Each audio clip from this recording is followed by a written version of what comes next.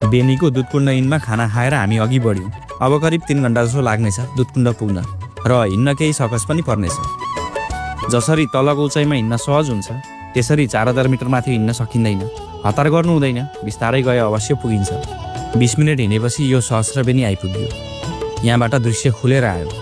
अब यहाँ आइगयो एउटा अन्तिम उकालो उक्लिनु पर्ने हुन्छ हामीले।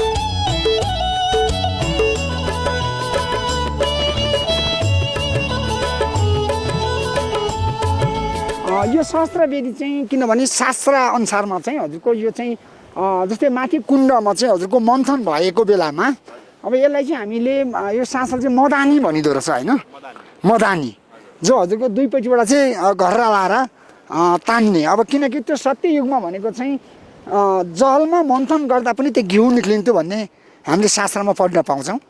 माथि जस्तै कुण्डमा हजुरको मन्थन हुँदाखेरिका यो चाहिँ यसलाई चाहिँ हजुरको यो मदानी भनिदो रहेछ।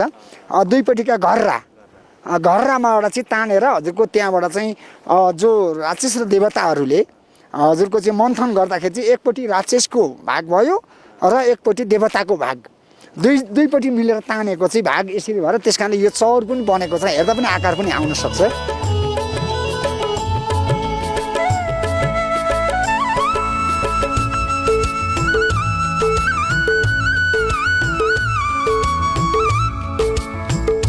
सहस्रबेनीबाट अघि बढ्यो। पैदल मार्ग सहज छ, कतै केही अप्ठ्यारो या जोखिम छैन। सोलु दुधकुण्ड नगरपालिकाले पैदल मार्ग सुदृढीकरण गरेको रहेछ। यतिको गोरोटेउ भएपछि बर्खामा आउनेलाई पनि सहज नै हुने भयो। हामी पुग्नुपर्ने चाहिँ यही अहिलेको 2वटा विशाल हिमालको फेदीमा हो। यसै हेर्दा एउटा गतिलो उकालो उक्लिनु पर्ने देखिन्छ। अब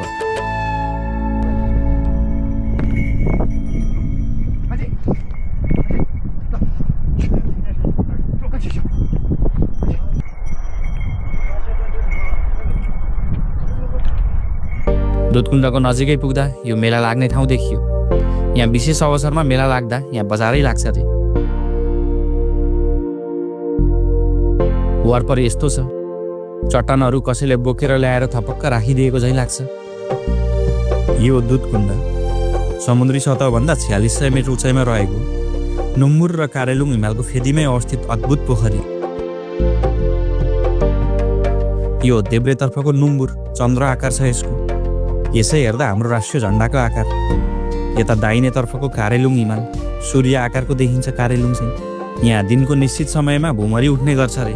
कालबीचको त्यो भुमरी उठेको देख्न पाउनु भाग्य पनि मानिन्छ।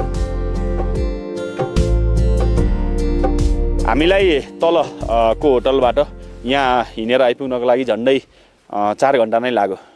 छिटो हिँड्नेलाई त 3 घण्टाको बाटो रहेछ, तर क्रमशः बिस्तारै हिँडेर बिसाउँदै आउँदाखेरि 4-4.5 घण्टाको बाटो चाहिँ पक्का पनि हो। निकै उकालो पनि छ र यो 4600 मिटर भएकोले हिँड्नलाई पनि केही अप्ठ्यारो अवश्य पनि पर्छ। पछाडि छ दुधकुण्ड पोखरी ताल। त्यति ठुलो त छैन क्षेत्रफलको हिसाबले, तर सानो पनि छैन। यसको भौतिक भन्दा पनि यसको धार्मिक महत्त्व चाहिँ अत्याधिक धेरै छ। यो चाहिँ हिन्दू धर्मावलम्बी, बुद्धिस्ट साथसाथै किराँतहरूको पनि एकदमै धेरै ठुलो चाहिँ धार्मिक महत्त्व बोकेको कुण्ड हो। दुधकुण्डको छेउमा चाहिँ हामी नुम्बुर हिमाल देख्न सक्छौँ। यसैको काखमा चाहिँ अवस्थित छ। साथै छेउमा दुधकुण्ड हिमाल पनि छ। माथि भैरवकुण्ड लगायत अन्य धेरै अनगिन्ती कुण्डहरू यहाँनिर छन्, जसको त कतिपय कुण्डहरूको त नामाङ्कन पनि भएको छैन र त्यसको चाहिँ एक्सप्लोर पनि भइसकेको छैन भन्ने पनि मैले बिचमा सुन्न पाएँ।